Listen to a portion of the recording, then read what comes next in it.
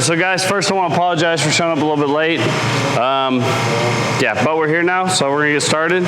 Can everybody hear me clearly? Fine? Good? Yeah. Cool. I don't need the big microphone then.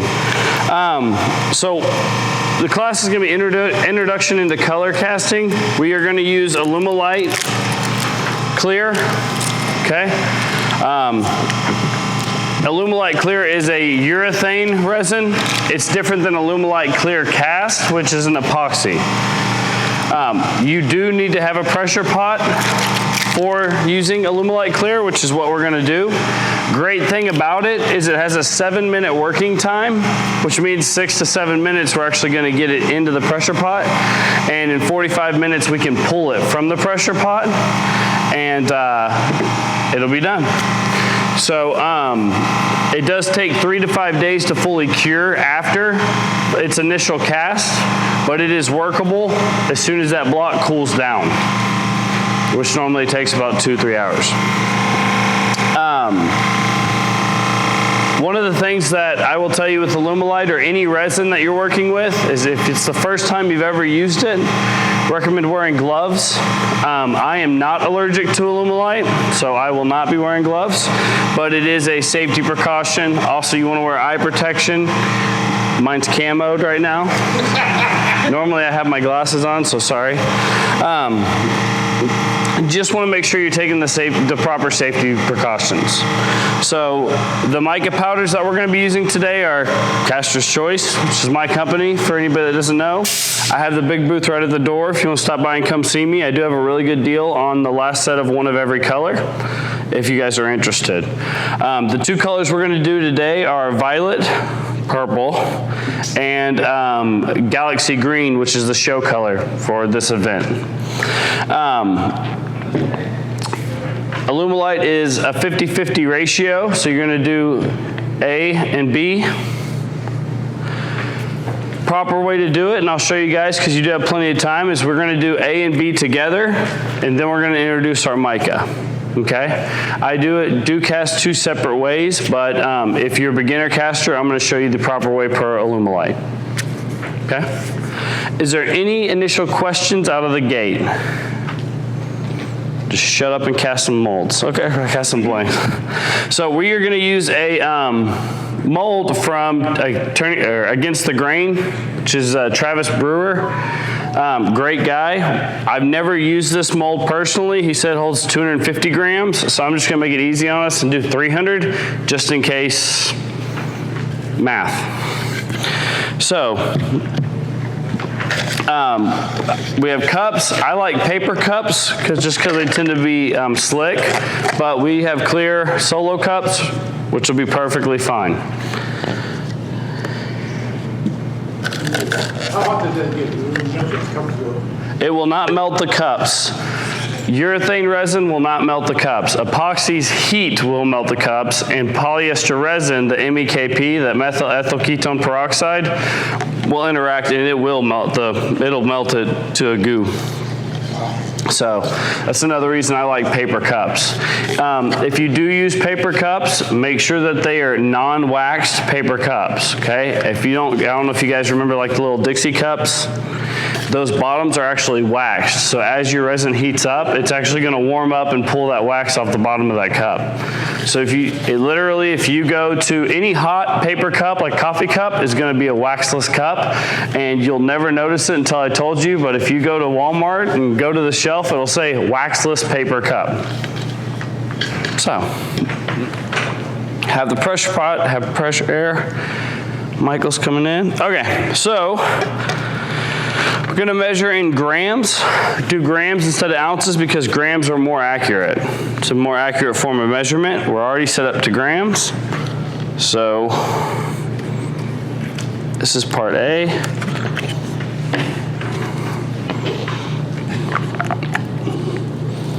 If anybody has any questions, please feel free to ask me. I'm very open talk in my demonstrations, not so much quiet classroom like some guys like.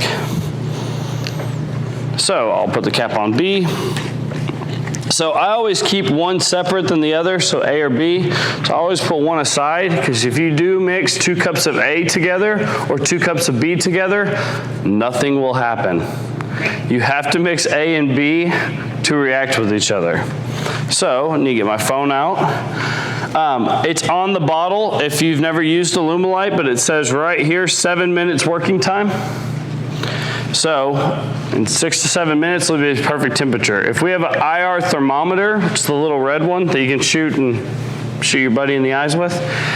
The perfect temperature to cast Alumilite is the 95 to 97 degrees range. Okay, 95, the resin is getting hot enough, it's actually thickening up to the point that you'll have color separation, okay? Now, you don't have to wait till 95, and you don't have to wait till it's been 6 minutes, 7 minutes. If you want something to blend, you can definitely cast. So for instance, if you're casting with a blue and a yellow and you want a little bit of blend and you pour at 5.5 minutes, or if you pour at 85 degrees, where those 2 colors come together will actually be green. So you can use it to your advantage. So 2 colors can become 3 just by playing with how you cast the resin. This is one of those, I can teach 10 different people and they can cast the same colors and it'll come out with 10 different blanks. And that's the great thing about it. It has a lot of personality in it when you play with it. So we're going to do 75 grams, sorry, so we're doing 300 grams total. So 300 grams divided by 2 colors would be 150 grams of each color. I just screwed up. So 150 grams of each color, and then since there's 2 parts, it would be 75 to make up the 150. So that's accidentally 150 of A, so I can split that between 2 cups. Is there any questions so far? No?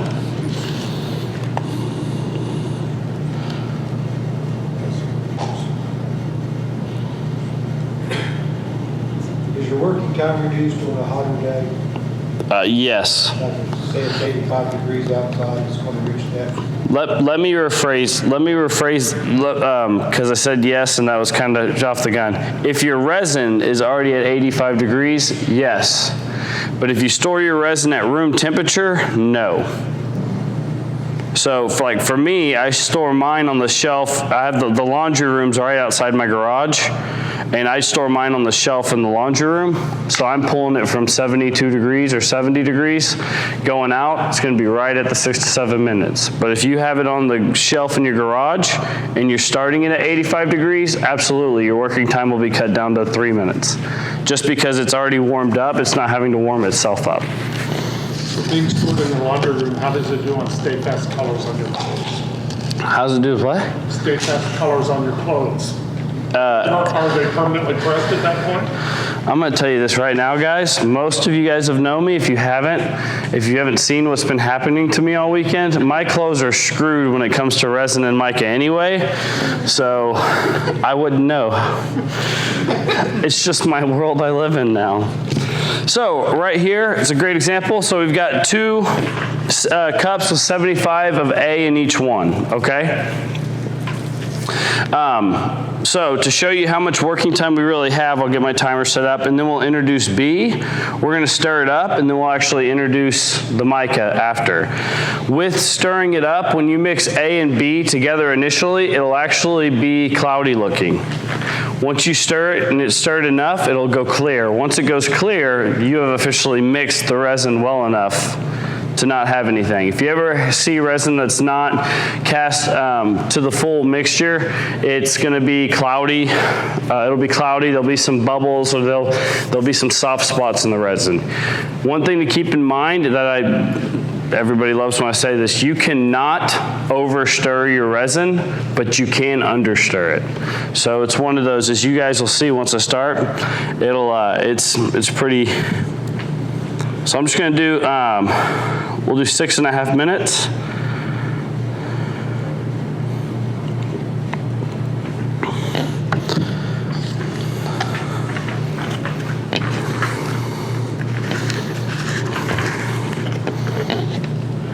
And just for me personally, I'm gonna pour this in a cup just to make it a little bit easier on myself.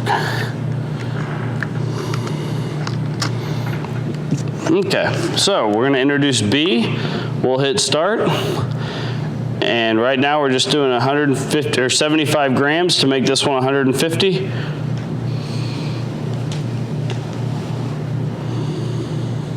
I know it says only 6 minutes, but you guys will realize that it's actually a pretty good amount of time once you start going. 6 minutes doesn't feel like a lot of time, but it really is. Okay, so we have 150 grams. You see how it's kind of cloudy? If anybody can see that. We're just gonna give it a good stir. Would you like help stirring the other one? Would you like help stirring the other one? Just let it sit there.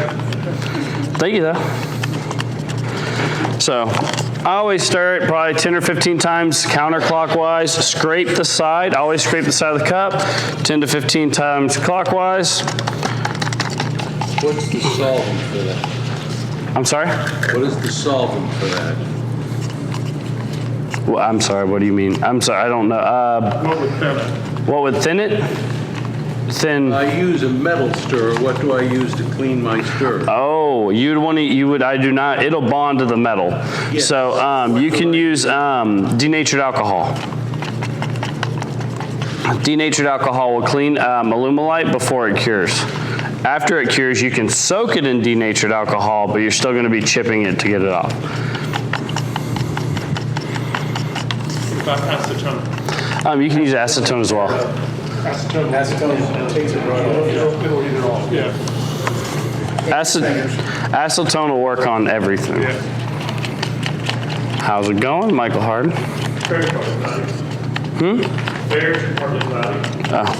Okay. So this is urethane, this is alumilite. Michael Harden has the JB Royal. Yep. JB Royal, which is an epoxy.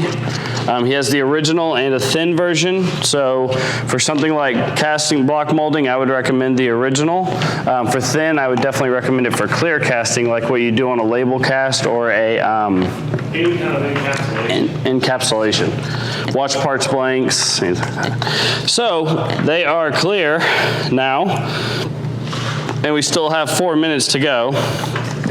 So we're going to come in and introduce our mica. So there's a couple things about mica. You can play with it. You can tint your resin with like a dye from Braxton Frankenberry, Divine Island, and then add mica. You can just do mica. You can do a little bit of mica and make it where it's see-through. You can put a lot of mica in, which is what I like to do, and make it where it's got a little bit of depth to it, so you don't have to worry about seeing a tube on a smaller casting like pin blanks. Anybody have any questions? How many grams of mica are you putting in there? 3. No, I don't know. I don't measure it, guys. I've done this for a long time. It's one of those, you go by how you feel. You kind of know what you prefer at the, once you get doing it. You'll find out, you'll know if once, how do I say this? Everybody has their own style. So once you get doing it and you play with it, you'll realize certain colors you want more of, certain colors you don't. If you do a little less mica on a deeper cast, it looks really great. If you do less mica on a thin cast, you can actually end up seeing through it and it'll be clear resin. How much mica does it take to set off the airport metal detector? I would find out. They're making fun of me because 2 years ago we did this. I got glitter bombed, like you can see I'm all shiny, and I got pulled over by TSA because when they sent me through the metal detector, my entire body lit up on the thing, and he was like, "I've never seen this before." We're used to you by now. Just tell him my name's X-Man. Luckily, I did not have to go in the small room to the side, but I was just like, "No, I'm covered in mica or glitter," and he was like, "Why are you? You're good to go." Starts asking out of these answers. Yeah. So as we're stirring, we'll check the time. We still have just shy of 2 minutes left. So one way to test to see the thickness or how much mica you've put in is you can actually pull your popsicle stick and let it rain down and see how you can kind of see the edges of the popsicle stick. That means that you're gonna have to paint the tube. If you want to have a more solid blank, you just add a little bit more mica. I mean, we can do that no problem right here.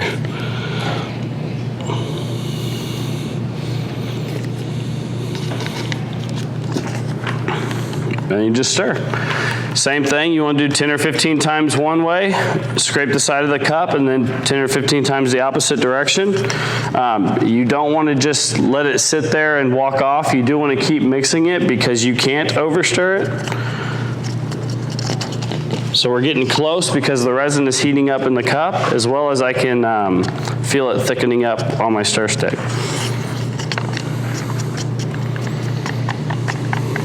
Is there an ideal temperature for a mold? 95 to 97 degrees is when you start color separation. You need to get it in the pressure pot by 110 degrees, otherwise you're going to start having bubbles pop up. And keep in mind, it does take a good 10 to 15 seconds. So once it starts heating up, it heats up. The faster it heats up, if that makes any sense. Once it starts to activate, it'll just keep heating up faster and faster.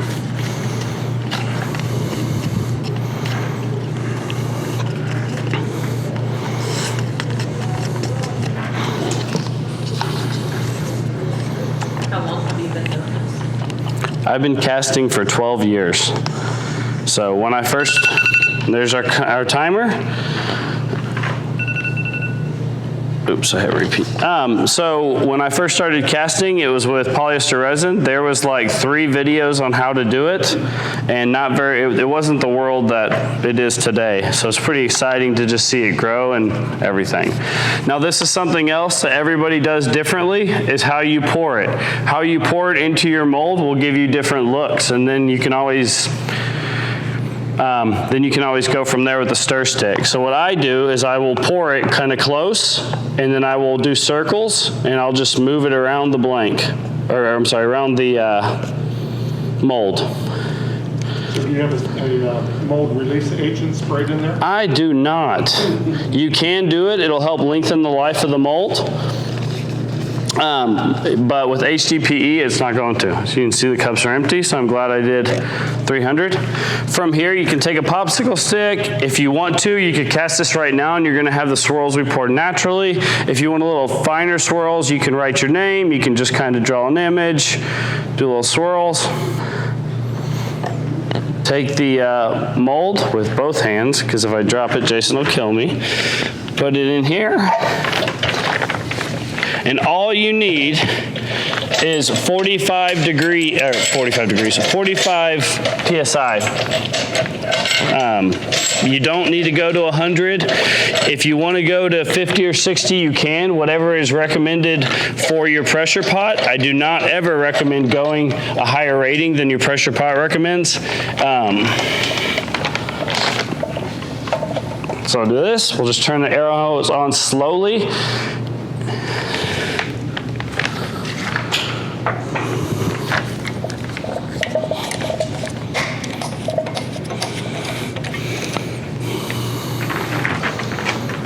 Valve not set there. The out pressure valve's not set here. I don't know. Okay. There you go. You're coming. Okay. So sorry guys. Coming. I won't turn it up too fast. Let's do it. So you want to slowly open your valve once it's open there. You want to slowly open your valve on the pressure pot, and you're just going to let it air up. Right now we're at 10 PSI. It's going to take a minute, I guess, because we weren't. I can give you more. Yeah, absolutely. No, go for it. Go for it? Yep. So right now we're at 30. It's going to slowly pour up, or add up. Once we hit 45. Should be up close to 40. We'll do 40. We're at 40 right there, guys. I'll back this off. And just kill it. The big red button. That one? So, bam, guys. So 45 minutes from now, we can pull it. So at 3:15, we'll be able to pull it out of that mold. Normally, I recommend checking your setup. Sorry, I kind of just ran in here and went for it. But that's it, guys. That's literally it. Once it's 45 minutes, we can pull it from the pressure pot. The blank's going to be warm for a good, probably another hour. Once it cools completely down, you take it to the bandsaw, table saw, cut it into pin blanks. You can drill it, you can turn it on the lathe. I always recommend waiting at least 24 hours before you start polishing it. You won't, if you do it immediately, like if we were to cast this in 3 hours, go and turn it, it'll turn fine, it'll sand fine, but when you go to do that final polish on it, it'll be dull looking just because the resin hasn't hardened it doesn't cured. It does take 3 to 5 days to cure fully. Is that clear or clear slow? This is clear. If it was clear slow, we would have 12 minutes working time, so we'd have actually a little bit more time in the beginning, but it would take 4 hours in the pressure pot. On a hot summer day, you might be able to get away with 3, but it's all 4. Slow was not designed to give you more time. I mean, I think you guys can all agree, we had plenty of time to do this, right? Slow was not designed to give you more working time. Slow was designed to do a larger cast. So what it is it heats up slower and that to a lower degree than the regular. So that if you're casting a larger cast, it doesn't crack from a heat fracture. That's the reason for Alumilite slow. So if you're just doing pin blanks, block molds for vapes or anything less than a 6x6x6, regular Alumilite clear will be perfect. Anything bigger is really when you need to go to slow. But any questions, comments? As a beginner, how do you mold? How do you measure how much ounces is in the mold, in any mold? Like say you use a block mold, knife scale. How would I measure? I have no idea. No. So there's a calculator on the Alumilite website. Okay. If you're using epoxies, or you got to go by a volume, so it'd be like polyester resin or epoxy, you can actually fill your mold with rice and then pour it into a bag or cup, and that'll tell you exactly the volume you need. For me, I always do the rough calculator on Alumilite, which is pretty easy. And then I always add 20 or 30 grams just because I'm a spiller. Also, you told 250. You did 300. Right, and we didn't even get close, right? So I'm sure Travis knows his molds, and he's right. That 250 will give me the exact blank that I want once I cut it up. I always like going a little bit more just because I end up spilling, knocking something over. I'm kind of a hot mess. So, but yeah, any other questions? That's it. Thank you, guys. If you have any questions or you want to talk about Caster's Choice, I'll be at my booth, and then I'll come pull this right at 3:15 just to see what it looks like if we can pass it around. So, and also if you're interested, if you've never seen what a blank out of a mold looks like, it's been sitting on my table all weekend. There's a huge one sitting on my table. So yeah, but thanks, guys.